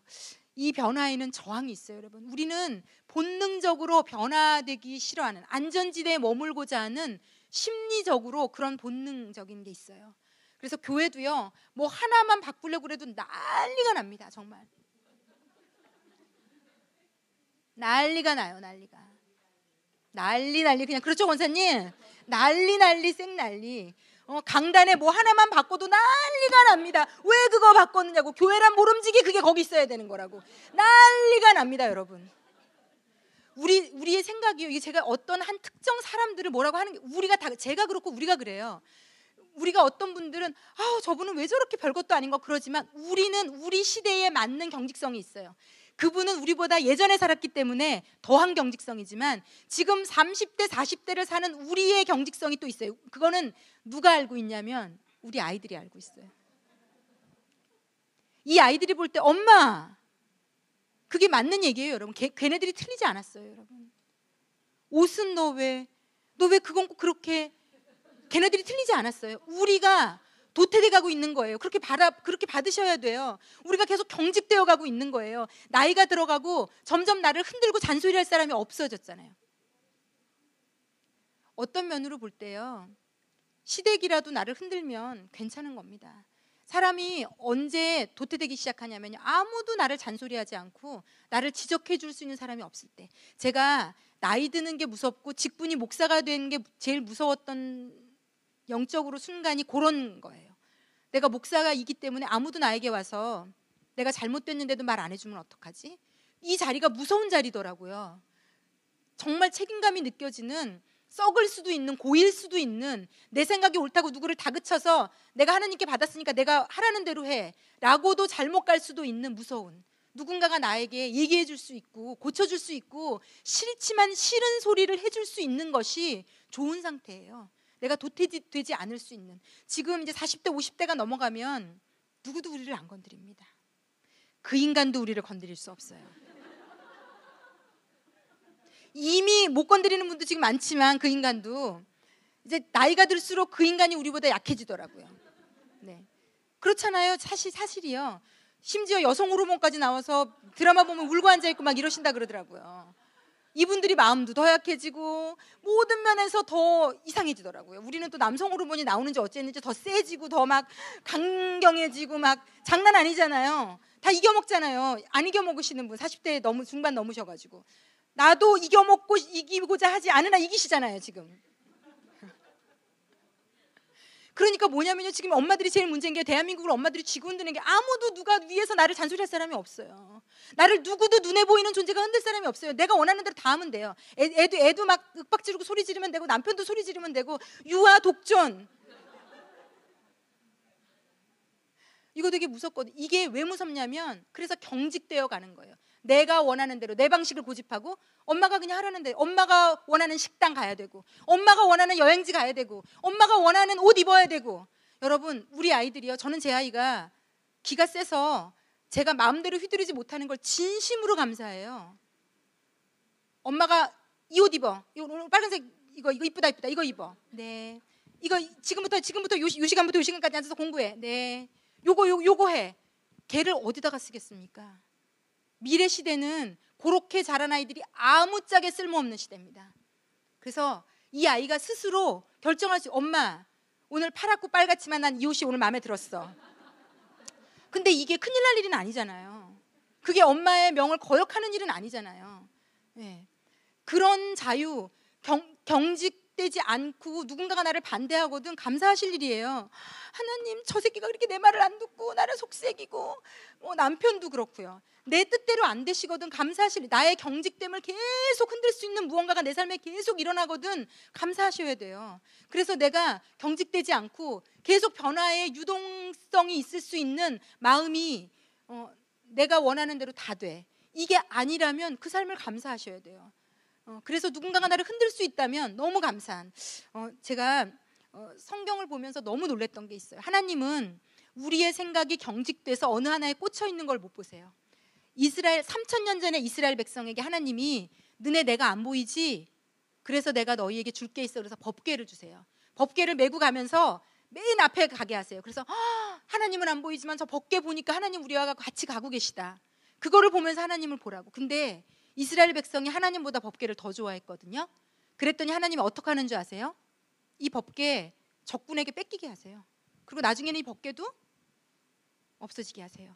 이스라엘 백성에게 그 다음에 도전이 된 게 성전이에요. 성전. 하나님이 계시는 성전. 이스라엘 백성에게는 정말 너무 거룩하고 아무나 들어갈 수도 없고 막 두렵고 무섭고 경외의 심이 막. 그래서 이스라엘 백성들이 너무 성전을 막 섬겼거든요. 그래서 하나님이 성전을 2번이나 무너뜨리셨어요. 돌 위에 돌도 남지 않고 다 그들 눈앞에 저거 하나님 집인데, 하나님 계신 곳인데, 하나님보다 더 좋아하고 경직돼 있으면 경직되는 순간 하나님 없애세요. 여러분들도 한번 곰곰이 생각해 보십시오. 여러분의 삶에 하나님이 어려움을 주고 흔드는 그 영역이요, 내가 경직돼 있는 부분일 수 있어요. 아이일 수 있고, 남편의 직장, 남편이 벌어다 주는 돈, 그게 뭔지 모르지만 내가 의지하고 믿고 경직돼서 거기에 안주하고 있는 영역을 하나님은 반드시 흔드세요. 성경의 역사가 그러해요. 그래서 성전까지 흩으시더니 끝까지 하나님 잘 믿는다고 자만하면서 성전을 붙들고 있는 그들에게 어떻게 하는 줄 아세요? 지금 예루살렘 그 성전 자리에 이슬람 사원이 떡하니 버티고 있어요. 하나님이 얘기해 주는 것, 저런 성전은, 법궤는 아무것도 아니야. 나를 봐.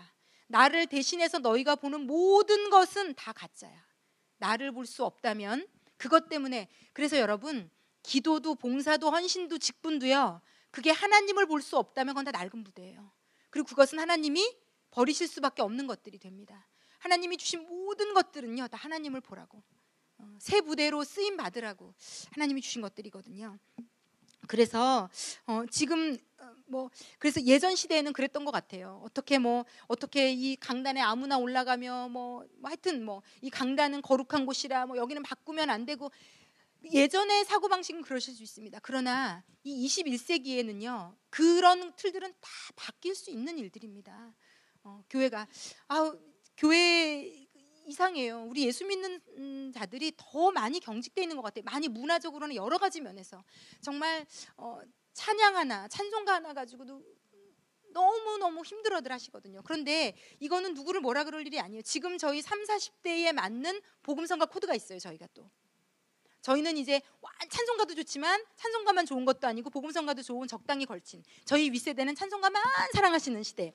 그래서 요즘 교회에 오면 부를 노래가 없는, 정말 은혜 받을 찬양이 없는, 도대체 그냥 멜로디도 왔다 갔다 정말 얼마나 주옥 같은 이렇게 기도하고 만들어 놓은 찬송가를 안 부르고 이것들이 불경해가지고 그냥 저렇게 그냥 딴따라 음악을 계속하고. 여러분, 드럼이 교회로 들어올 때 드럼은 사탄의 악기라고까지 했었어요. 이게요, 얼마나 교회는 어떤 이런 것들이 변화되는, 어떤 예수가 본질이 아닌 것이 변화될 때 얼마나 치고받고 싸우고, 그것 때문에 교회가 갈라지고 깨지고. 본질 때문에 깨진 교회는 없습니다. 예수 때문에 싸워서 깨진 교회 없습니다. 예수 때문에 싸워서 교회 나가는 성도 없습니다. 다 그 교회의 별거 아닌 비본질 때문에 싸워서 다 갈라지고 깨지고 교회 나가고. 그래서 세상은 우리를 보고 손가락질하는 거거든요. 저 하나님 믿는다면서 개독교라고 욕하는 거거든요. 다 우리 때문입니다. 우리가 변하지 않아서, 생각이 경직돼서 그 찬송가가 뭐라고 그것 때문에 싸움박질하고 난리치고 찬양 인도자를 갈아라 어째라, 왜 저거 마음에 안 맞는 찬양을 인도를 하냐, 왜 목사님은 예화를 저런 걸 쓰냐. 하여튼 내가 나에게 맞지 않는 내 틀을 고수하기 때문에 그 말투 하나, 태도 하나 내가 원하는 대로 안 되면 다 갈고 바꿔야 되고, 이것 자체가 21세기에는요 있을 수 없는 일이라는 거죠. 이렇게 우리가 계속 이렇게 살면요, 이 교회는 아마 지금 우리들부터 계속 그냥 나이만 들어가는 교회가 될 겁니다. 아이들은 절대로 오지 않을 거예요. 지금도 아이들이 엄마, 얘네들이 이 교회 와서 이 교회라는 자체가 그렇게 느껴질 거야. 이 교회 우리가 있을 곳이 못 되는구나. 이 아이들을 비본질 때문에 쫓아내서는 안 되잖아요. 우리도 새로워질 수 있어야 되거든요. 그래서 지금 이제 이 시대에 맞는 복음성가 정도는 수용하는 우리들이 되게 더한 찬양의 도전이 올 수도 있거든요. 아니 정말 현실적으로요, 실제로요. 이 아이들이 저희처럼 찬양 인도자가 되는 10년, 20년 뒤는요, 저희가 앉아서 제발 예전에 복음성가 좀 하라 그래. 거의 뭐 7080 노래 막 향수에 젖듯이 사람 그 향수라는 것이 가지고 있는 막 그것들이 있거든요. 이런 것들이 급진적으로 변할 때 여러분, 우리가 그 변화와 혁신을 밀어줍시다. 그 안에도 예수님 있거든요. 누군가는 우리가 볼 때 저런 찬양을 불러, 그 찬양을 기도하며 작곡하게 하고 작사하게 하신 하나님의 섭리가 있는 거거든요. 거기에 우리가 같이 갑시다. 예수가 아닌 비본질적인 거라면 우리가 우리의 생각을 좀 꺾어주고 고집을 좀 꺾어줘서 더 많은 젊은 아이들이, 우리의 미래들이 교회에서 놀 수 있게, 이 안에서 하나님의 명함을 만나고 누리고 느낄 수 있게, 비본질 때문에 교회를 못 오게 만들지 말고. 이거 정말 심각한 문제예요. 우리가 변화할 수 있느냐. 그래서 마지막, 이제 이 책의 마지막 강의로 여러분에게 도전을 드립니다. 여러분의 기도 가운데, 삶 가운데, 계획 가운데 하나님이 마음껏 들어와서 춤추시게 하셔야 돼요. 저는요, 제가 저희 새벽 예배 때도 했지만 하나님이 그런 마음 주시더라고요.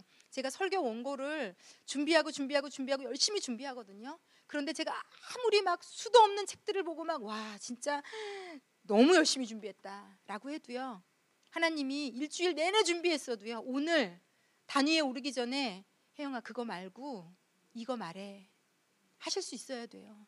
이 원고가 내 게 아니거든요. 이 자리가 내 자리가 아니거든요. 하나님 자리고 하나님의 것이고 여러분들은 하나님의 분들이고 저는 심부름하는 거거든요. 그러니까 내가 심부름꾼이라는 거. 나는 하나님이 툭 절로 치면 절로 가고 툭 절로 치면 절로 갈 수 있어요. 하나님 일주일 동안 준비했는데 이거 해야 돼요 라고 고집하지 않을 수 있는, 이게 우리의 삶의 전반이 그러셔야 돼요. 내가 죽도록 이 학교를 내 애를 보내고 싶었어도요, 하나님이 말씀하실 수 있어야 돼요. 나에게 그 학원 보내지 말고 이 학교 보내라. 그게 뭐가 됐든지 간에 하나님이 우리에게 말씀하실 수 있어야 돼요. 그 변화를 나에게 요구하실 수 있는 엄마가 돼야 되고 자녀가 돼야 돼요. 그때 하나님이 이 아이를 21세기형 인간으로 키우실 수 있습니다. 그리고 이건 영적인 것도 마찬가지예요. 우리 애랑 남편이 잘 되기 위해서 내가 작심 기도해야지. 그래서 새벽부터 와서 2시간씩 기도해야지. 그런데 하나님이요, 내가 작정했어도요, 기도 그만하고 집에 가서 네 새끼하고 남편 밥 챙겨줘. 그렇게 말하실 수 있어야 돼요. 하나님 기도가 얼마나 중요하고 기도하라고 성경에 이렇게 많이. 우리가 어떤 존재냐면요, 하나님이 쓴 글을 가지고 하나님한테 들이미는 이상한 존재들이에요. 네, 근데 이게 웃을 일이 아니에요. 지금 대한민국에 너무 많은 예수 믿는 사람들이 이렇게, 기도는 좋은 거니까 기도하느라고 남편 밥 해줄 시간 없어. 오늘날 저기 모임 있으니까 알아서 챙겨 먹어. 하나님이 그 모임 가지 말고 들어가서 밥 해줘라고 말씀하실 수 있어야 됩니다. 그러면 들어가서 밥 해주시면 돼요. 헌금, 봉사 다 좋은 거지만 하나님이 하지 말고 집에 가서 뭐해 하실 수 있다는 거죠. 봉사하려고 하는 나에게 헌금으로 빼놓은 돈 가지고 이거 이번에 너희 시어머니 생신 선물해드려 할 수 있는 거예요. 내가 그렇게 마음에 안 들어하는 그 시어머니, 하나님이 말씀하실 수 있어야 돼요. 나에게 말씀하실 수 있어야 돼요. 그리고 내가 그 말씀을 순종하면 더 들려주십니다. 안 들으면 계속 낡은 부대로 들리지 않아요. 그런데 들으면 계속 들립니다. 너무 들려서 그할 정도로 계속 들려요. 하나님이 이쪽으로 치시면 저쪽으로 갈 수 있고 저쪽으로 치시면 저쪽으로 갈 수 있다면 끊임없이 하나님이 여러분의 인생에 들어와서 마음껏 춤추시고 얘기하실 거고요.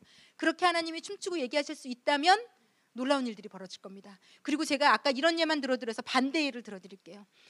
내가 이렇게 어머니 학교 열심히 하면서 그래, 내가 내 남편, 내 아이 열심히 돌봐야지. 그래서 매일 집에 가서 밥 해주고 빨래 해주고 열심히 사는데, 때로 하나님이 남편, 아이 밥 이렇게 어떻게 해주더라도 네가 이 기간 동안은 내 앞에 나와서 기도했으면 좋겠다. 하나님이 이렇게 말씀하시면요, 내 아이가 시험 기간이고 내 아이가 고3이라도 하나님 알겠습니다. 제 아이가 고3이고 지금 제가 밥을 해줘야 되는 시기지만 하나님이 저에게 나와서 기도하라고 하셨으니 이게 내 계획이 아니고요, 기도하는 것도 돌보는 것도 하나님의 계획에 내가 맞출 수 있어야 된다는 거죠. 그럴 때 이 아이들이, 우리 남편이, 내 가정이 내가 지어줄 수 있다는 거죠. 제가 늘 하는 간증이 있습니다. 저희 지금 아프리카에 가셔서 아프리카 어머니라고 불리는 저희 교회에 다니셨던 분이 있어요. 이분이 아들이 딸만 셋이고 아들이라 이 집에 정말 황금 같은 아들이거든요. 정말 막 애지중지 막. 그런데 이 아이가 공부도 정말 잘했거든요. 전주에 살았는데 거기서 서울대학교 총장이 똑똑한 아이들 학교마다 다니면서 똑똑한 아이들을 인터뷰를 먼저 한 적이 있었어요. 그때 학교에서 뽑혀서 만날 정도로 똑똑한 아이인데 이 아이 고3 때 하나님이 이 어머니를 아프리카 선교사로 부르셨어요. 얼마나 엄마로서 마음이 갈등이 왔을지 힘들었을지. 정말 주변에 예수 믿는 사람들이 정말 욕 많이 했습니다. 고3 아들 고3 고작 1년인데 그거 좀 밥해주고 챙겨주고 돌봐주고 가지. 그거 뭐 급하다고. 저러면 안 된다고. 예수 믿는 사람들이 얼마나 많이 손가락질했는지 몰라요. 얼마나 많은 핍박과 어려움이 있으셨는지 몰라요. 그런데 저는 하나님은 어떤 장소, 어떤 곳, 어떤 상황에도 우리를 부르실 수 있다고 생각합니다. 우리의 인생을 마음대로 하실 수 있는 분이 하나님이시라고 생각합니다. 1시간만 더 하면 되는데 하나님이 하지 말라시면 안 할 수 있어야 되는 것이 우리의 정체성입니다. 그렇게 하나님 앞에 드릴 수 있을 때 하나님이 우리의 인생에 일하세요. 이 아이가 고3 때 이 어머니가 정말 가셨거든요, 아프리카로. 그리고 이 아이는 그 고3 시간을 홀로 보냈어요. 뒤에서 뒷바라지 해줘도 짜증내고 신경질 내면서 엄마는 해주는 게 뭐냐고 하는 그 시기에 이 엄마가 없었는데 이 아이가 얼마나 잘 컸는지 몰라요. 이 아이가 저에게 해줬던 간증이 있어요. 이 아이가 저를 너무 좋아하고 되게 따랐거든요. 그 엄마 없는 시간을 그때부터 계속 사는 거예요. 혼자 서울 와서 자취하고 대학 붙고 혼자 자취하고 엄마는 1년에 한두 번 보는. 이게 있을 수도 없는 일이거든요. 근데 이 아이가 저렇게 얘기해요. 자기 엄마 너무 사랑한대요. 자기 엄마 하나님 앞에 너무 감사하대요. 그리고 엄마가 자기가 예전에 하나님이 보게 하신 장면이 있대요. 자기가 엄마가 아프리카에서 잠깐 나와서 있을 때 같이 막 이제 막 저녁도 먹고 시간 보내고 자고 이제 새벽쯤 된 것 같대요. 그런데 뭐가 자기 얼굴 위로 뭐가 뚝뚝뚝뚝 떨어지는 것 같아서 딱 눈을 뜨고 봤더니 엄마가 숨을 죽여서 이 아들의 미래를 하나님 책임지시라고. 저는 이 아이와 함께 하지 못하지만 하나님이 이 아이의 아버지가 되시고 어머니가 되셔서 이 아이 인생을 책임지시라고. 눈물을 뚝뚝뚝뚝 흘리며 했던 그 엄마의 기도를 자기가 잊지 못한다고 하더라고요. 그래서 자기는 자기 엄마가 너무 자랑스럽대요. 너무 감사하대요. 집에서 매일 물고 빨고 막 지겹게 키워준 엄마보다 자기는 자기 엄마가 너무 자랑스럽고 자기 엄마가 너무 좋대요. 여러분, 우리가 하나님이 있으라는 자리에 있을 수 있으면 그 나머지 것들은 하나님이 책임지십니다. 그걸 내가 걱정할 필요 없어요. 하나님이 고3인데 얘를요 누구보다 멋지게 키우셔서요 지금 이 아이는 너무 잘 나가는 직장인이 됐어요. 대한민국에서 몇 안 되는 아주 정말 잘 나가는 어디 여기저기서 오라고 하는 그런 정말로 멋있는 아이가 됐어요. 세상적으로도 그렇고 여러 가지 면에서. 그러므로 여러분, 하나님이 맡기신 것에 월권하지 마시고 마치 내가 이렇게 안 하면 큰일 날 것처럼 월권하지 마시고 나 하나 하나님이 이리로 가랄 때 이리로 가고 저리로 가랄 때 저리로 가는 인생을 열심히 사는 것을 내 아이에게 보여주는 숙제를 하셔야 돼요. 아이 앞에. 우리 어머니는 하나님이 하라는 대로 살았구나. 그때 아까 제 제자처럼 우리 엄마 최고 멋진 분이세요. 다른 사람은 다 손가락질하는 엄마를 이 아들은 정작 최고의 엄마라고 인정하고 있더라고요. 얼마나 효자효는지 몰라요. 이 선교사님의 자녀들이 얼마나 효자효는지 몰라요. 제가 부러울 만큼 하나님이 그렇게 키우셨더라고요. 그래서 마지막 오늘 여러분에게 나눠드리고 싶은 것은 변화입니다. 예수님이 원하시는 변화의 길을 끊임없이 따라갑시다. 그때 힘들 수 있지만 하나님이 원하실 때마다 무릎 꿇으시는 네 하고 대답하셔서 여러분의 아이를 결국은 하나님이 키워내시는, 여러분의 가정을 결국은 하나님이 지켜내시는, 내가 하는 게 아니라 나는 힘을 빼고 나는 그저 하나님의 파도 위에 몸을 맡기고 이리 가라시면 이리 가고 저리 가라시면 저리 가고 밥 해주라 하시면 밥을 해주고 기도하라 하시면 기도하고 그렇게 여러분이 그 파도를 타실 때 여러분의 가정, 여러분의 아이들은 미래 시대에 하나님이 열방을 품는 아이로 반드시 멋있게 쓰시게 될 것입니다. 그런 엄마가 되시는 저와 여러분 되시기를 예수님의 이름으로 축복합니다. 기도하겠습니다. 기도하실 때 사랑하는 하나님 아버지, 우리 아이에게 누군가가 네가 누구냐? 라고 묻는다면 저는 하나님의 자녀입니다 라고 대답할 수 있는 믿음의 정체성을 우리 아이가 갖게 해주십시오. 부모가 있든지 없든지 하나님 한 분 있으면 된다는 그런 아이로 이 아이가 그럴 수 있게 해주십시오. 하나님이 내 아버지시고 하나님이 내 명함이시니 나는 두려울 것이 없다. 그런 아이로 키우게 해주십시오. 하나님, 그리고 엄마인 우리가 그러기 위해서 세부대가 되게 해주십시오. 하나님이 이리 가라 하면 저리 이리 가고, 하나님이 저리 가라 하면 저리 갈 수 있는, 하나님이 시키는 대로 그분의 음성을 따라갈 수 있는, 그래서 우리 아이가 일생 우리의 발걸음을 쫓아다니면 나도 저렇게 살아야 되겠구나, 그래서 하나님이 이끄시는 대로 미래시대에 마음껏 꿈꾸며 열방을 품을 수 있는 그런 아이들로 키워내도록 아버지 축복해 주십시오. 다 함께 기도하겠습니다.